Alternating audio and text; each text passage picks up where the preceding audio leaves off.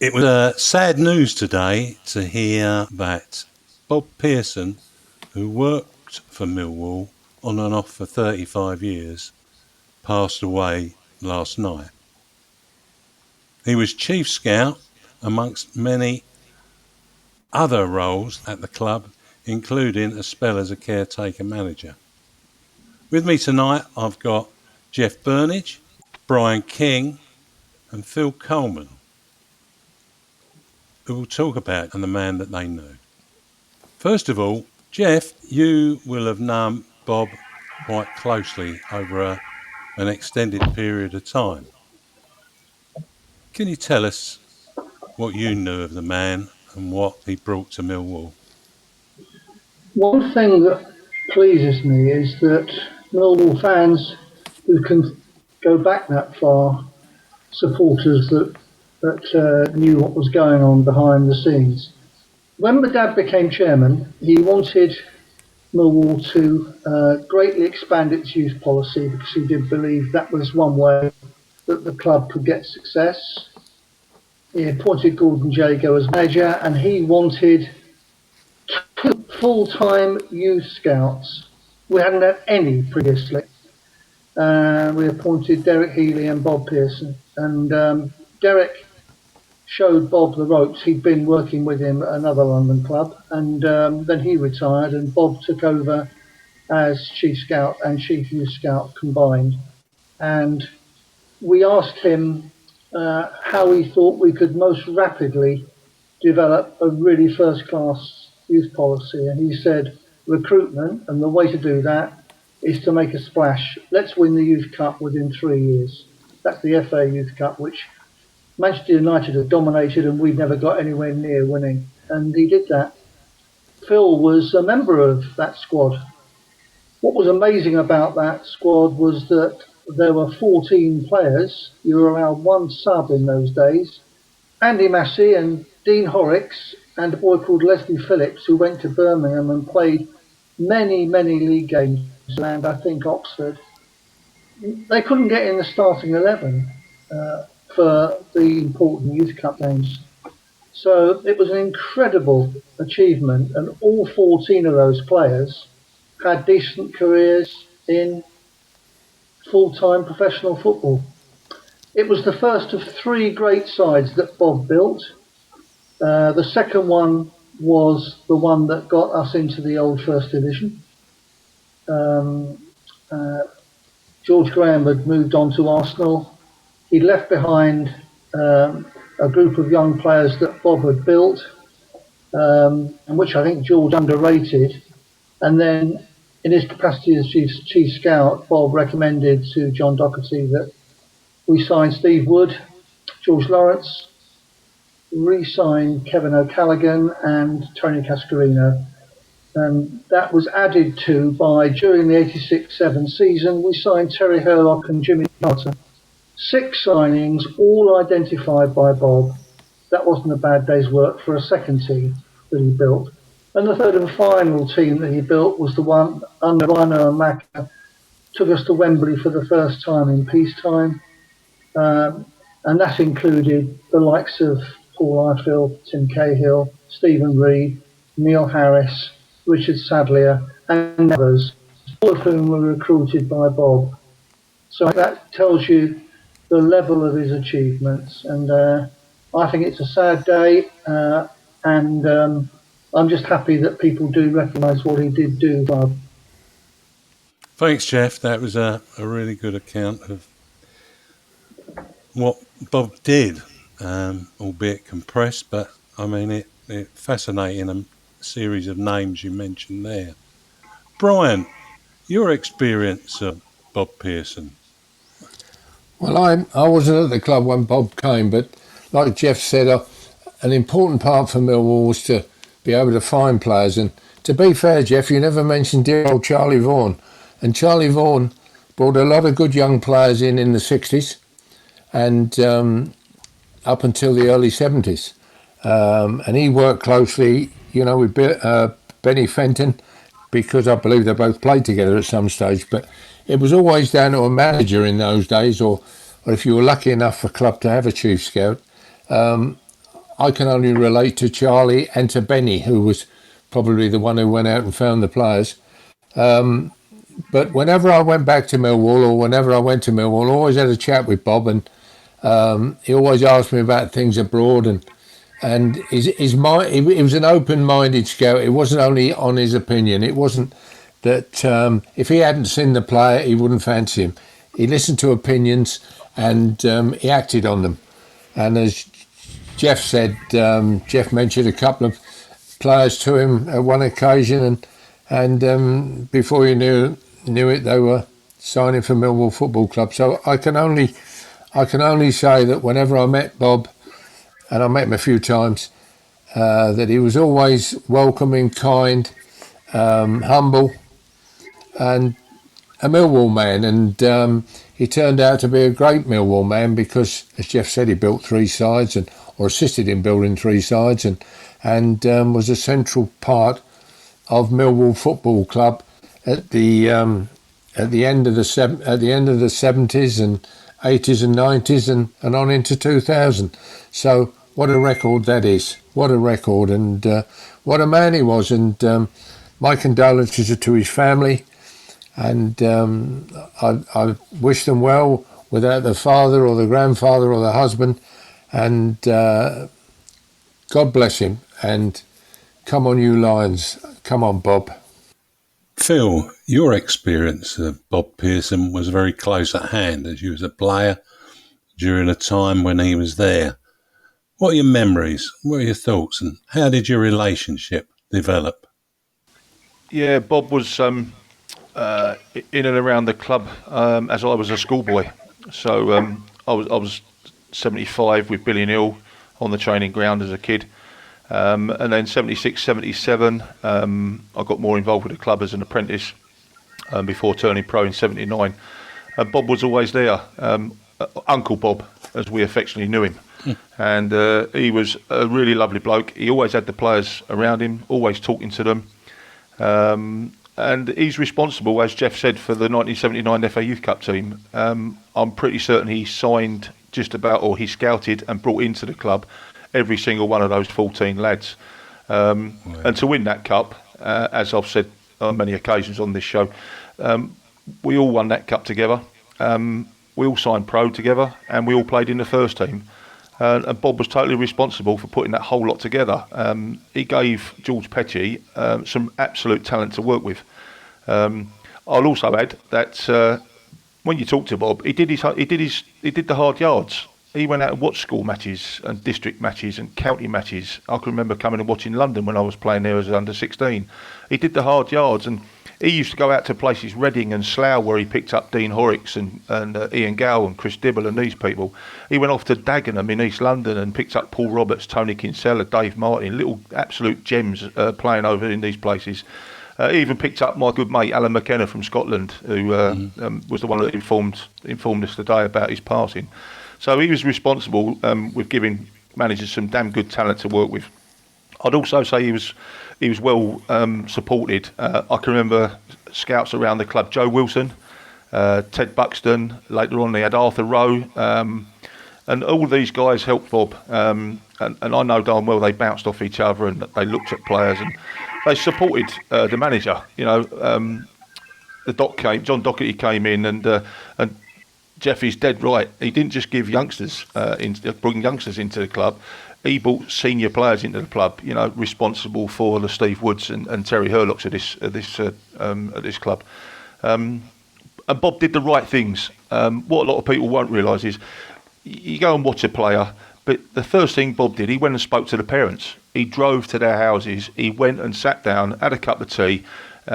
He told the parents exactly how it was. He promised nothing, but he did give these young players an opportunity. But he saw the talent in the player.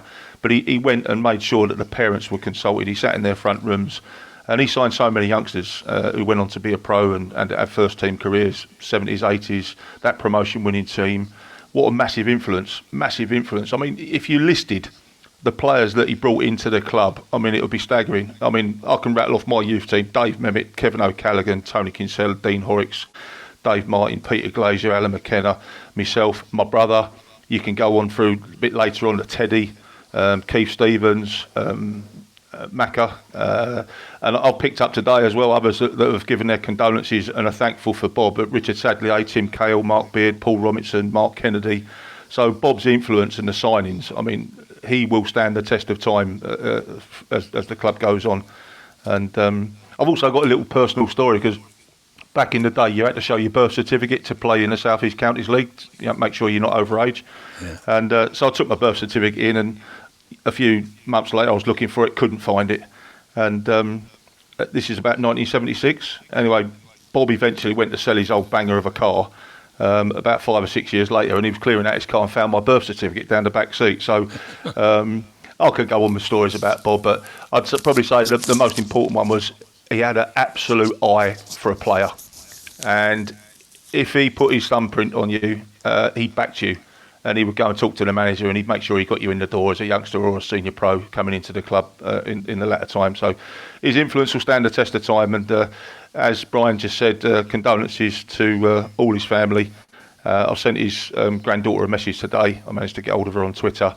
And hopefully I'll be able to attend his funeral, as will the good and the great of football, because lots of top players owe Bob Pearson. Rest in peace, Bob. Thanks for everything. Yeah, I see Richard Sadlier mention Uncle Bob today. He obviously felt he owed him a lot in what he did. Jeff, is there anything from what you've heard there that you want to expand on? Or yeah, I mean, some big names have been mentioned there in all three teams that Bob put together. But for the youngest listeners, the last team I mentioned that he built, which was the one that he built to play under Rhino and Macca, that got to Wembley.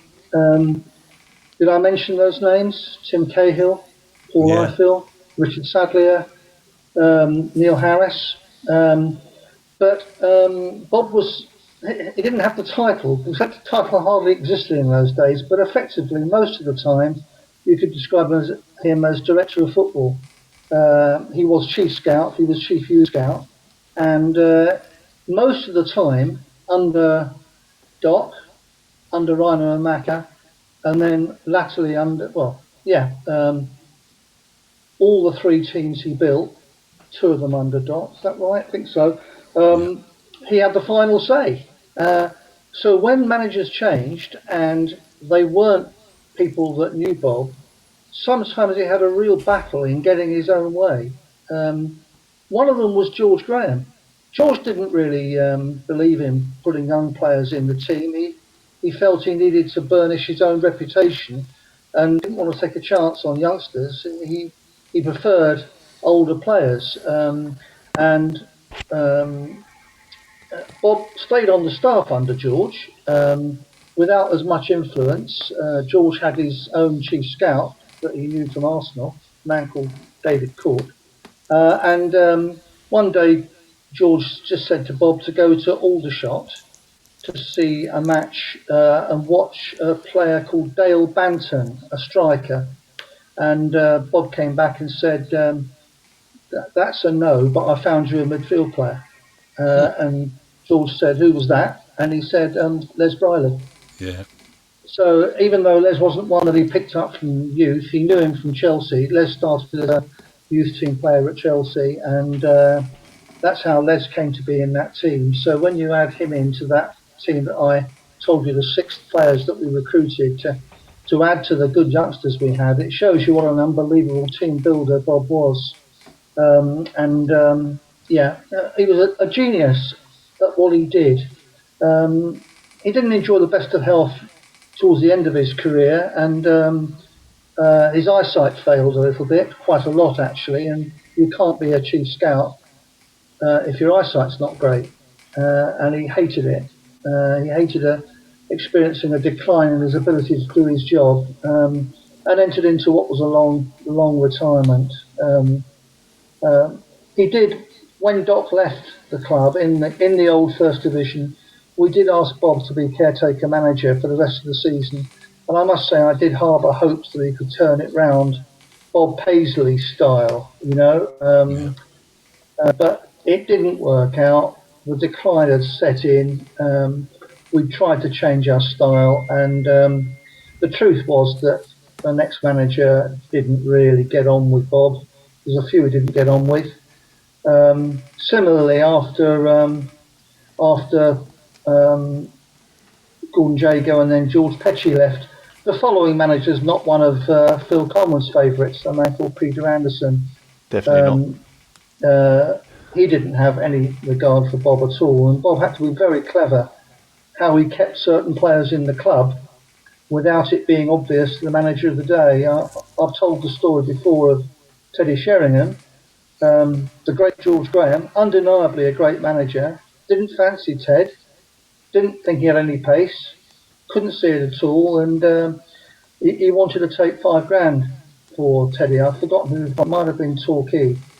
And Bob came to me, my father was dead by then, and said, look, I've got a problem here. We can't afford this to happen. He's a player. I said, you've come to me, Bob, you must have a plan. He said, I have. I've spoken to Dave Bassett.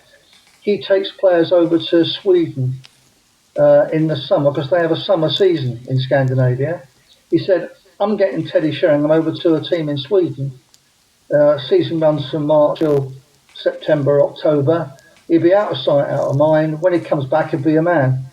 And he came back, and George didn't even know he was still at the club. And Teddy came back, went into the side fairly quickly, and the scales fell from George's eyes, and he then realised what Bob had done and what he could contribute. And there's 1,000 stories like that of how Bob has got his way. If he had to be clever, he had to be clever. But most of the time, we trusted his judgment implicitly. Right. Jeff, I can totally back that, because Bob was steely. If he was one of his players, if he was on your side, he championed you. And I played with Teddy at Aldershot when George Graham put him out on a 3-month loan. And he came back, and as you say, he went off to Sweden and come back. But if Bob championed you, by God, you'd end up having an ally for life. And he was quite tough, Bob. He knew a player, but he also was not afraid to say no to a few. So yeah, I can totally agree with what you just said about Bob looking after players. Yeah. Bryan, did you and Bob ever exchange names of potential players? No, not really. As I said, that although he was receptive to players that you mentioned, there was never... Millwall was not a great feeding ground at that time for international players or foreign players coming in. If I'm right there, Jeff, am I? But I think he was involved in signing Christophe Kinney, is he French or Belgian? Who was involved with the Russians? Oh no, that wasn't him. That was under a different regime. Well, I'm glad about that. That's when the manager of the day was Mick McCarthy, but I don't think it was something that Mick drove. I think it was something that was driven from the board. It was a horrendous mistake, I can say that. Well, the club in Sweden was a club called Djurgården, who play in the Swedish Premier League.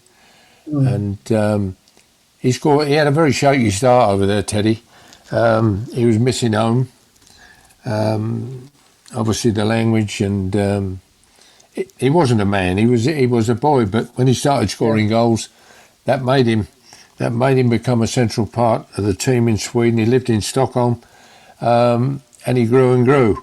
And as you say, he went there as a boy and he came back as a man. And the rest is history for Teddy. And of course, the rest is history for George. But it's all about opinions, and in football it always has been. But Bob was of an era when chief scouts were men of knowledge, football men. I mean, Tony Collins, at Leeds he was with Don Revie all the time, dear old Tony, and then he went to Manchester United with Fergie. They were trusted people. Ron Gray, who was a manager at Millwall. Yeah. You hear about funny stories, and dear old Ron, when Ipswich came in for me first, Ron rang me, totally unfit. You weren't allowed to do it, and this is how the way scouts work. Ron said to me, this phone call never happened. Now, I mean, if you can explain that to anybody, fine, but that was the way they worked. These guys were football men. They were old school. they knew how to look after players. They knew how to look after families, and Bob was one of those. He was he was a born chief scout. He really was. And as Phil said, it's not only about going and look at the player. You've got to find the family. You've got to sell the club.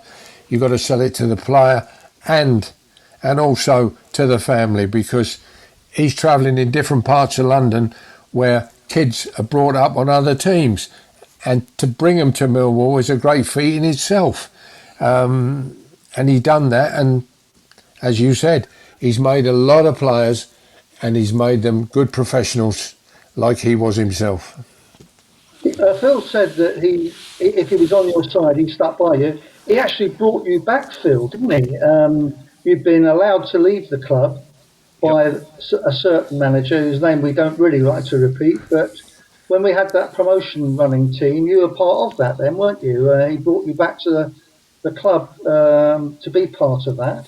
Absolutely. I think Bob's continuity across those years was beneficial, because obviously I was sold in 81 and I came back and re-signed for 2 seasons, 86 to 88, and part of that great squad.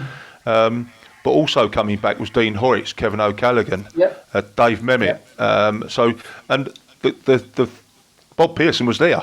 And it's not a coincidence for me. It was Bob's influence on the dock. He's a good player. He won't let you down. Phil will be a good player. Callie's the best winger you're going to find. Bob trusted us because he'd worked with us from the age of 16, 17. He knew us. And obviously you need to build a squad. And I think there was 24 of us for those 2 seasons. And it got added to in the quality. And when the quality came in the second season, I knew I wasn't going to get a game. But Bob was that father figure there for us. I think 5 of us came back and had a second spell from that FA Youth Cup winning team, and it's totally down to Bob. So I'm thankful he started me off and he gave me a second bite, and because of that I was in that squad. I played beside my brother in 86, 87 season, and as I say, I can only thank Bob for everything he did and any influence he had over managers in bringing me back. So yeah, definitely. Well, I'm glad you mentioned Nicky, your brother. He was an integral part of that squad that got promoted. Unfortunately, he got injured, and when we signed a replacement, it turned out to be Ian Dawes, and things were never quite the same again. But Nicky was a huge part of that promotion team. And also, I'd like to thank Brian for mentioning Charlie Vaughan, who was Bob's predecessor as youth team supremo, if you like. But the fact was, the club never really backed youth enough, and when Bob came in under Gordon Jago, the decision was made, this is going to do it. But Bob had a stamp of genius on him. If I've got time, I'll tell you, how, for example, 2 little stories about players that everyone knows. One will be Brian Vaughan, the goalkeeper. Right? He was very highly regarded. He wasn't the tallest, but he was probably the best goalkeeper of his age group in London. In fact, I would say almost certainly. And the great Arsenal were going on a youth tour to Europe, and they asked us if they could borrow him. And of course, horrified. You don't want to lose your keeper to Arsenal. Bob said, no, we can go. But I've got rules. I said, I know Horny. I know how he'll take to it. We'll tell Arsenal he can go on the tour. He can wear Arsenal kit. He can wear the Arsenal blazer. But he has to wear a Millwall tie at all times. And Arsenal agreed to that. And that's what happened. The other one I'd like to tell you about is Neil Harris. Neil will speak highly of Bob, I know, if he's contactable. He's a busy man at the moment at Gillingham, got a job on there. But it was under Billy Bonds, and Billy Bonds' chief scout was Ronnie Boyce, who he played with at West Ham. It's well documented that Ronnie didn't really fancy Neil at all. And as Billy's reign was coming to an end, Thea was persuaded to bring Bob Pearson back on board. He left because he couldn't work with the manager very easily. That happened quite frequently. And we signed Neil. And the rest is history there. And the last one I've mentioned is Richard Sack. That team built for Rhino and Macca Field that got to Wembley. That famous team, I gave all the names. But there are several first-team players that didn't play in the semi-final and final, and their noses must have been out of joint. But Bob took the view with Rhino and Macca that playing at Wembley in a cup final will be an invaluable experience for those young players, the Ifils, the Reeds and the Savliers. And Richard Savlier was actually on tour with the Republic of Ireland under-19s or maybe under-20s in Malaysia or somewhere in the Far East, and he flew him back from tour the day before we played in that final at Wembley, just so Richard could experience that. That's the kind of thing he would do off the wall, and he was an original thinker, didn't copy anybody, and I'm really, really sad to hear that he's gone. So what we've heard tonight paints a picture of a man who spent 35 years plus at Millwall. And what we say tonight is our sincere sympathies go out to Bob Pearson's family and friends. May Bob Pearson rest in peace.